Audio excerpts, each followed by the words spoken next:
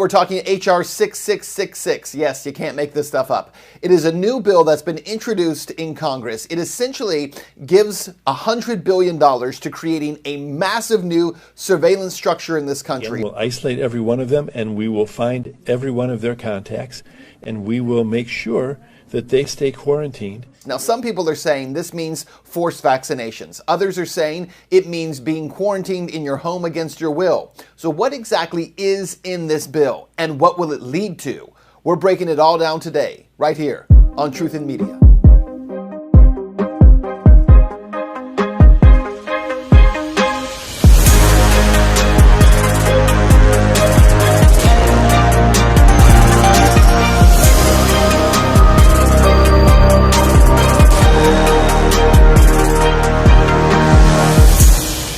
Welcome to the show. So many of you have reached out to me asking me to do a piece on this HR 6666. You can't even say that without shaking your head. Were all the other numbers taken, really, in Congress? There's no other number you could have used? So HR 6666 is essentially a new bill that's been introduced in Congress. And what it would do is create a contact tracing program. They're calling it the Trace Act. Now, the wording in this act is actually very short, and it's kind of to the point, but it leaves a lot of room not only for interpretation, but for expansion. And even what it does include in what's written in the text is pretty scary stuff. So let's just take a look at what it says. To authorize the Secretary of Health and Human Services to award grants to eligible entities to conduct diagnostic testing for COVID-19 and related activities, such as contact tracing through mobile health units and as necessary at individuals' residences and for other purposes. Now, when you read this bill, it essentially sounds like $100 billion is going to be awarded to HHS to be passed down through the CDC and then to be awarded to community groups to essentially carry out what's called contact tracing. The Secretary of Health and Human Services, acting through the Director of the Centers for Disease Control and Prevention, may award grants to eligible entities to conduct diagnostic testing for COVID-19, to trace and monitor the contacts of infected individuals, and to support the quarantine of those contacts through mobile health units, and as necessary testing individuals and providing individuals with services related to testing and quarantine at their residences. So here's how contact tracing would work.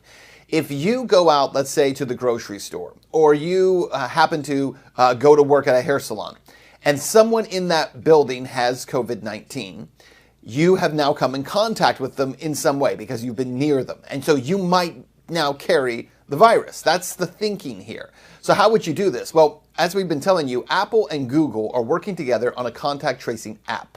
Essentially, that app would work between both devices. And right now, again, I emphasize the right now, Apple and Google are saying that this is a completely opt-in system, meaning that when you have that phone in your hand, you would download the app, you would then take the app, you would turn it on, you would turn on your Bluetooth, and then using Bluetooth, it would pick up anyone else who has this app on their phone. And if you now come in contact with someone who later determines to have COVID-19, the app will tell you, hey, you came in contact with this person. Well, in theory, that app is also telling government agencies or nonprofit agencies or medical agencies that you also had contact with this person at some point in the past 2 weeks.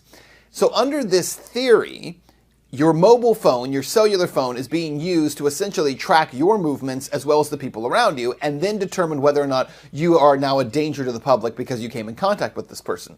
Now, one of the problems with this whole theory, I just want to break this down for a second. One of the problems with this whole theory is that contact tracing at this stage in a pandemic or a virus being loose in society, I don't like using the term pandemic because I think it's so politically charged, but when there's a virus in society, the only time you would actually medically use contact tracing would be in the very, very early stages. We're talking about, for instance, in South Korea, when the virus first went into South Korea. It was carried by a woman who was in China. She went into South Korea. She went to this massive church that they have in South Korea of like 200,000 members, and she came in contact with members at that church. So contact tracing might be used to say, okay, she went into this church, she connected with all these people in this particular location who all went back to their communities. Contact tracing could be used to say, let's determine whether or not that woman came in contact with how many people and where they went in order to figure out where the virus is now going. That's what you would do in the early stages if you believed in this science. However, at the stage that we're at in the United States, contact tracing is completely useless because we have, number one, a massive amount of the population that's already been exposed to the disease. Because we don't do testing, and instead we're trying to do tracing, we don't even know how many people have the disease. That's first. Second of all, it also doesn't make sense because we know that people in pretty much every state have had some form of exposure to the virus. And what we have found through the few tests that have been done on this, the few bits of data that we've collected from the study that was done at USC or the doctors in Bakersfield, California, what we know is that a larger portion of the population has antibodies already in their system than we had thought. So once people in the population have antibodies in their system, contact tracing is pointless. Because if I go into a Walmart and I already have antibodies in my system and I'm around somebody who has COVID-19, it's very unlikely that I'm going to contract COVID-19 from them. Under contact tracing, you would need to follow me around, monitor my movements, where I am, who I'm in contact with, what I'm doing. You would monitor all those things, but not if I have antibodies in my system. So once you've hit a certain stage, this whole concept of contact tracing is completely worthless. And yet, it's now at this stage when it's technically worthless that we see Congress wanting to put $100 billion into a program for contact tracing, which means they're not following science again. They're not doing this based on medical history and what's done in the medical community again. And instead, they're focused on doing this in the same way that they're doing everything else. They're creating a gigantic surveillance system in this country that will allow you to be monitored in your own home, traced in your own home, your associations monitored, your movements monitored, and all of it, 100% of it, is unconstitutional. It violates the Bill of Rights, and it violates the most basic, fundamental, legal rights for the people in this nation. Now, what's really interesting about this new bill, H.R. 6666, is this part of it. Listen to this. So the money goes to applicants who agree to bring in individuals to carry out activities funded under this section to hire residents of the area or the community where the activities will primarily occur, with higher priority among applicants described in the paragraph given based on the percentage of individuals to be hired from such an area or community.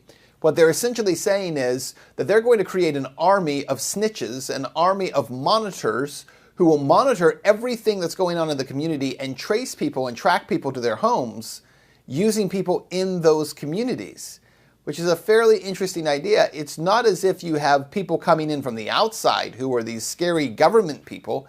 It's people you're around every single day in your own communities. And where will you find these people? Listen to this. The eligible entities where these people can be found, or the organizations that can be funded to carry out this work, include a federally qualified health center, a school-based health clinic, a disproportionate share hospital, an academic medical center, a nonprofit organization, including any such faith-based organization. So your churches, your synagogues, your mosques, all of them would be used as contact tracing recruitment centers where the people in those churches or those organizations themselves would be monitoring the communities.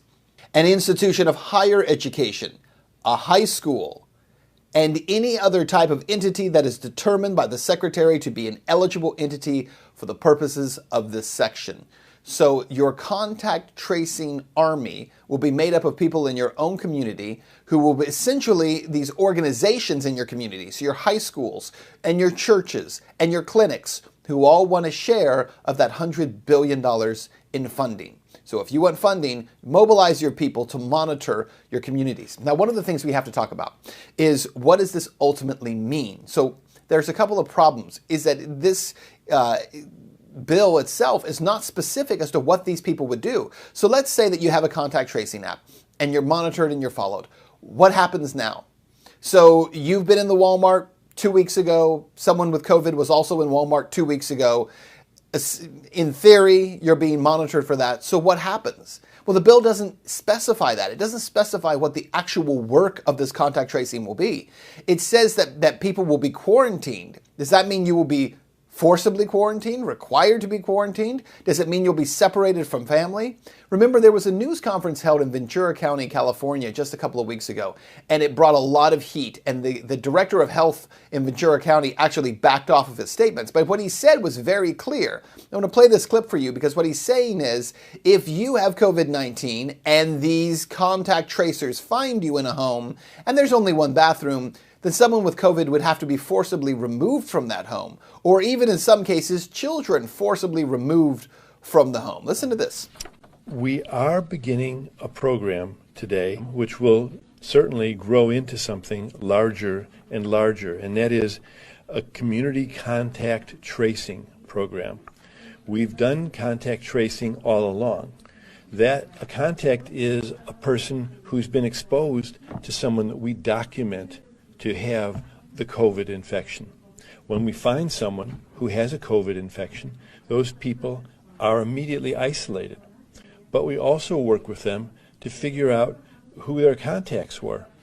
But the purpose of this program is to bring on people. We may bring on up to 50 or even more as the program grows and as we see the needs for it.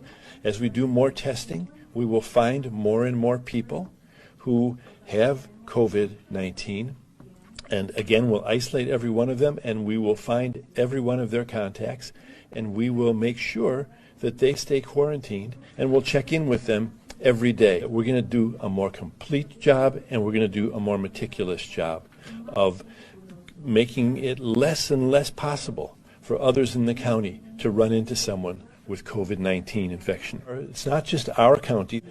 There are going to be thousands of people hired who will be these contact investigators throughout the state. And this is occurring in many, many other states as well, perhaps all of the states in our country. We will be giving intensive training to these people, identifying and finding contacts. Some of the people we find are going to have trouble being isolated. For instance, if they live in a home where there's only one bathroom and there are 3 or 4 other people living there and those people don't have COVID infection, we're not going to be able to keep the person in that home. Every person who we're isolating, for instance, needs to have their own bathroom. And so we'll be moving people like this into other kinds of housing that we have available. Now, the director of health walked back those comments a couple of days later, but it didn't really matter because he meant what he said at the time. It was very clear what he was saying.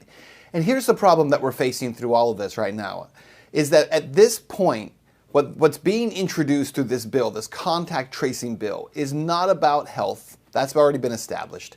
It's not about protecting the public. That's already been established. It's about tracking and monitoring and controlling the public. There is a petition on change.org, and I just want to read to you some of what it says because I think it very well lays out why this bill is so wrong and violates the law in so many ways.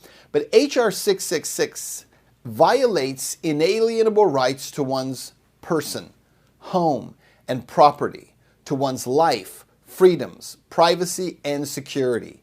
It is a violation of the Fourth Amendment, as well as the First, Fifth, Eighth, and Ninth Amendments of the Bill of Rights. It is an illegal act of forced medical treatment upon we the people, and an invasion into our local communities. It's an invasion into our local communities, but it's being cleverly created in a way that allows the invasion to be made by those already in the local communities. And more importantly, go back to those words, is a violation of the Fourth, the First, the Fifth, the Eighth, and the Ninth Amendments of our Bill of Rights.